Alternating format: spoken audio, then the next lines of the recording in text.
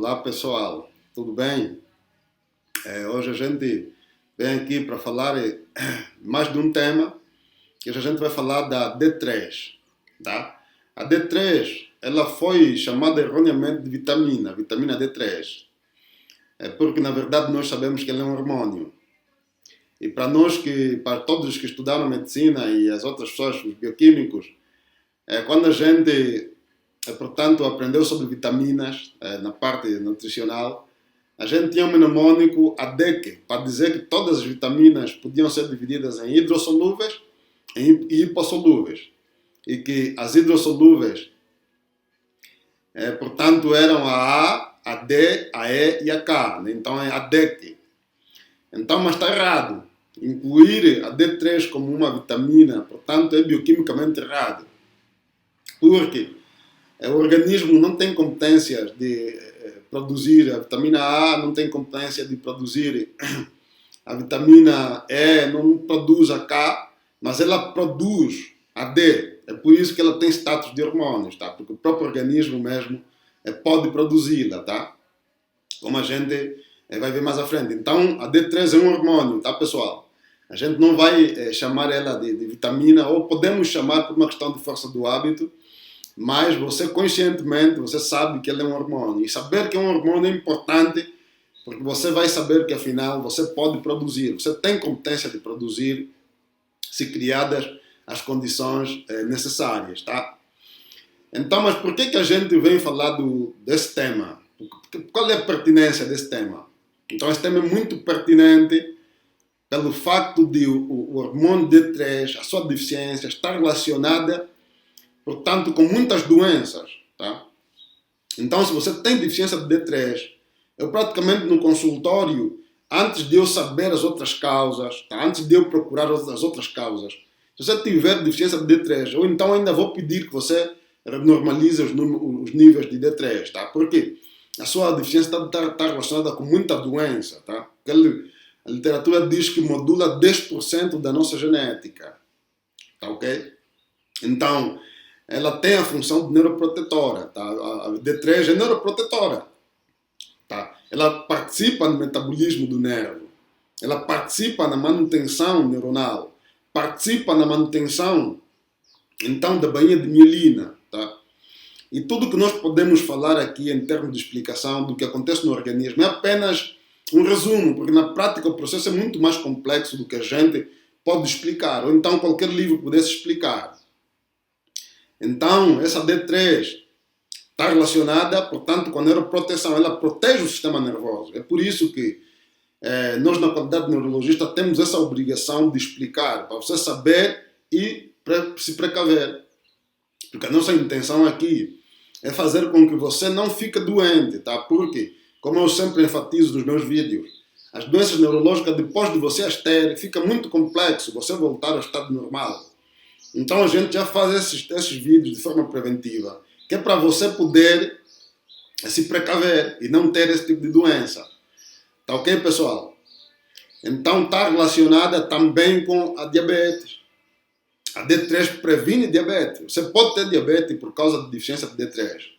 Tanto a tipo 1, através do mecanismo imune, tanto a tipo 2, através da sensibilidade dos receptores.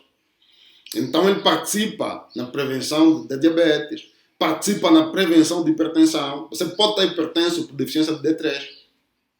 Claro que nem toda hipertensão é por essa causa, mas a deficiência de D3 é causa importante de hipertensão.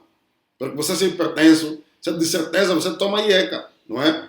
Você toma inibidores da enzima de conversão de angiotensina 2. Ou seja, a enzima que converte a angiotensina 1 em angiotensina 2. Você toma esse fármaco. Então, mas a D3 tem a competência de fazer essa inibição. Ele inibe, portanto, a enzima de conversão de angiotensina. E faz uma inibição inteligente. Tá? Porque o IECA vai fazer uma inibição só. A D3 tem a capacidade de inibir quando é preciso baixar a pressão, ou então também tem a capacidade de elevar a pressão, ativando esse mecanismo, porque a pressão é importante. Tantas pessoas que tratarem hipertensão, você pensa que a pressão não é importante. Não, a pressão é importante. Você está sentado, você está numa pressão para fazer irrigação cerebral. Então, quando você levanta, você precisa de aumentar a pressão. Você levantou. A pressão aumenta. De você levantar, a pressão tem que aumentar. Então, a D3 faz esse trabalho. Tá ok? A D3 participa no mecanismo, portanto, da inflamação, que a inflamação é um mecanismo de defesa. Só que todo mecanismo de defesa tem que ser, portanto, feito durante um tempo. Não pode ser crônico. Todo mecanismo de defesa, quando se cronifica, começa a trazer doença, cria problemas. Então a D3 tem a capacidade de inflamar quando é preciso e de reprimir a inflamação quando é necessário. Se não fica com inflamação crônica. Ele é anti-inflamatório e é pró-inflamatório ao mesmo tempo. Então tem essa inteligência. Tem esse hormônio aí. Esse hormônio aí, o D3, tem essa inteligência. Tá ok? E no sistema imune, ela modula o sistema imune. E a modulação do sistema imune é importante. Tá? Porque ela vai ativar no sistema imune. Nós temos no sistema imune uma coisa chamada naive. Naive significa uma célula virgem, uma célula ingênua. Tá? E significa que é uma célula que ainda não foi exposta. Não foi exposta ainda ao antígeno. Tá? Então chama-se célula jovem. Esta célula aí, a depender da circunstância, ela pode se diferenciar, portanto, em TH1. Tá? Nós temos TH1, que é a T-help1, são as células auxiliadoras. Temos a T-help1 e a T-help2. Temos a T3 e a T4, que a T4 é supressora. Tá? A T-help1, que é a TH1, ela produz, então, interleucina 2, produz interferon gama e produz fator de necrose tumoral alfa. Você já vê que ela está implicada no combate de ataques intracelulares, como os vírus. Portanto, está interligada na resposta inflamatória potente. E também ela que está relacionada com todas as doenças imunes. Tá? Esclerose múltipla, doença de Crohn, diabetes tipo 1, hipotireoidismo. Tá? Aí vai. Então tudo tem a ver com o quê? Com a T-help1. E a D3, o hormônio D3, ela modula a T-help1, ativando ela ou suprimindo ela. A T-help2, que é a TH2, ela está implicada nas respostas humorais, tá? Que usa anticorpo, não celular, que usa anticorpo.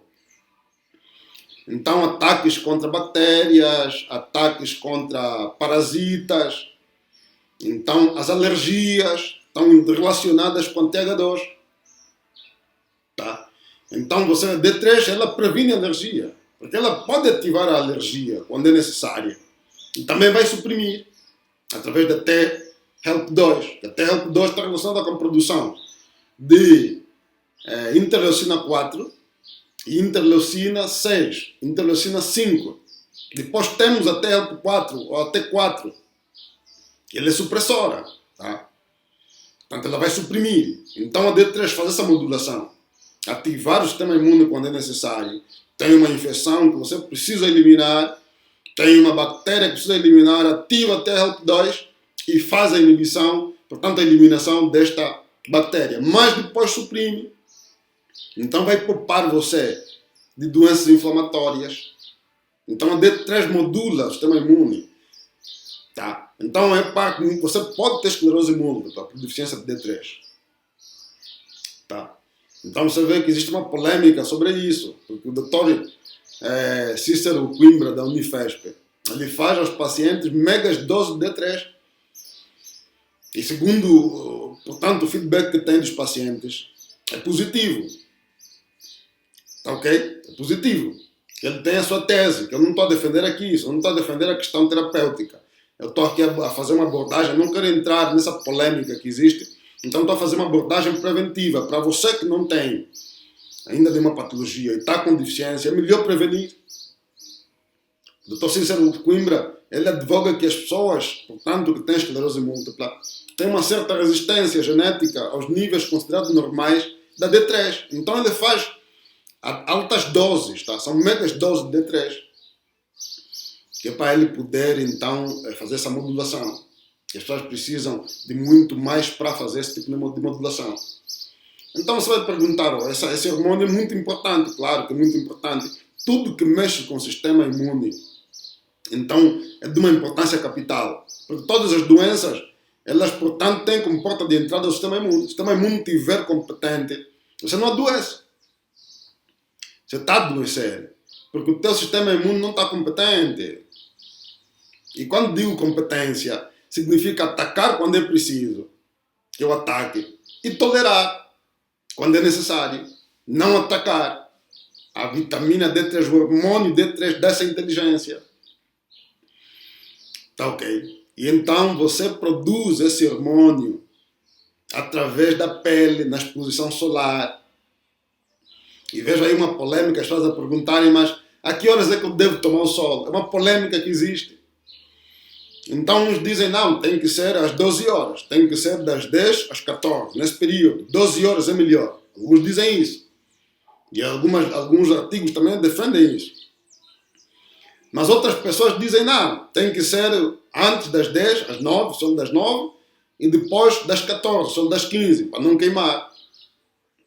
Então agora você me perguntar, qual é a minha opinião? Claro, você tem que ter bom senso. Você tem que ter bom senso. Então por quê? O sol depende da tua localização. Se você estiver, por exemplo, próximo do Equador, quando os países que estão mais próximos do Equador, então tem uma incidência solar diferente daqueles que estão mais distantes.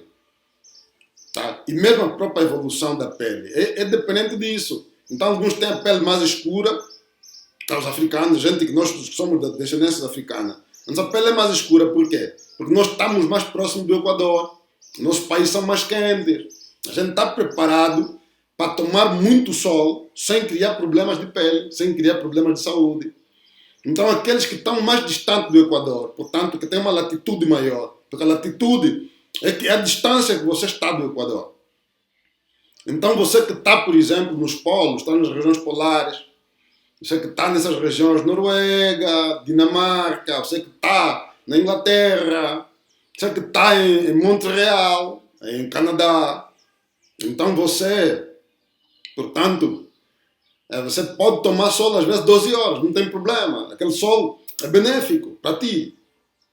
Tá? Mas nós temos regiões da África que 12 horas você não consegue ficar no sol. Como é que você vai dizer que o melhor sol é das 12? Se 12 horas você não dá para ficar no sol. Até eu com pele escura não consigo ficar no sol. Há sol que você não consegue ficar no sol. Então quando você não consegue ficar no sol, você não vai ficar no sol, vai queimar. O organismo é inteligente. Você vai dizer, não, mas o artigo diz que tem que ficar às 12. Sim, mas para o teu caso, nesse concreto, 12 horas não dá. Você não suportaria. Você não dá para ficar. Então, para o teu caso, às vezes, é o sol das 9 que vai funcionar. A gente está à procura do UVB. Nós temos os raios que o sol emite. São 3 tipos. Temos os raios C, temos os raios B e temos os raios A. O que a gente precisa, que a gente está à procura para a produção do hormônio D, é o ultravioleta B, é o UVB. Então esse UVB não é produzido em todos os lugares na mesma hora, no mesmo horário. Depende da tua localização. Quanto mais próximo estiveres do Equador, então se calhar você precisa tomar às 9 ou às 15. Mas quanto mais distante estiveres do Equador, a tua latitude é maior, então se calhar você pode tomar às 12 horas, tá bom? Então você resolve esta polêmica através do bom senso, através do instinto. O organismo consegue saber que não, agora está bom, agora não está. E depois podes também confirmar, fazendo então essa medição. E é importante aqui eu referir que a produção desse hormônio começa na pele. Que a pele, para além da função de proteção, ela também tem funções endócrinas. Ela começa a produzir então a D3 através do 7-dihidrocolesterol. Você veja a importância, gente, do colesterol. Veja a importância. Esse grande hormônio que vai prevenir um monte de doenças. Começa então, a sua produção começa com colesterol.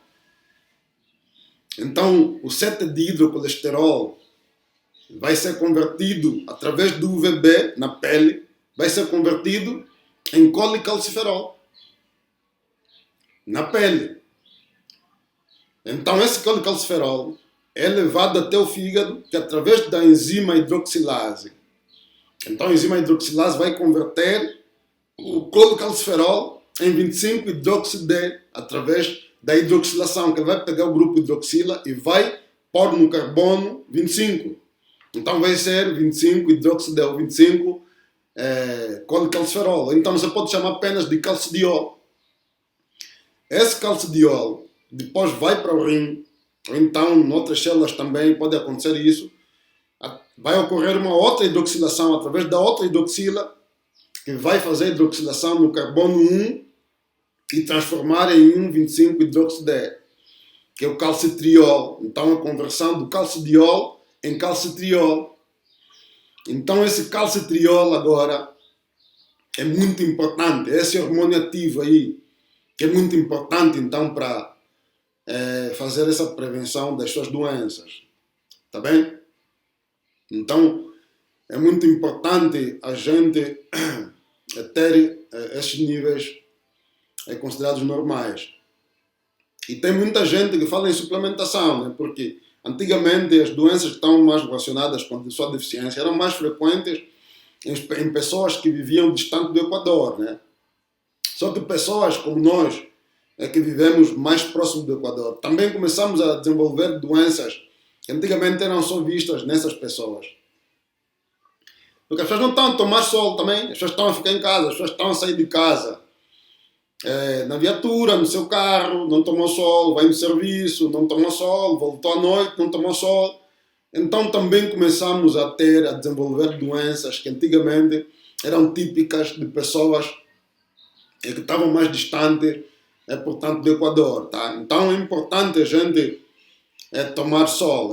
Eu oriento tomar sol, porque o sol, a gente sabe da vitamina D3, mas existem outras funções que a gente não sabe. Tudo que você sabe no organismo é simplesmente um resumo do que acontece na prática. Então, eu sou apologista de tomar sol, tá?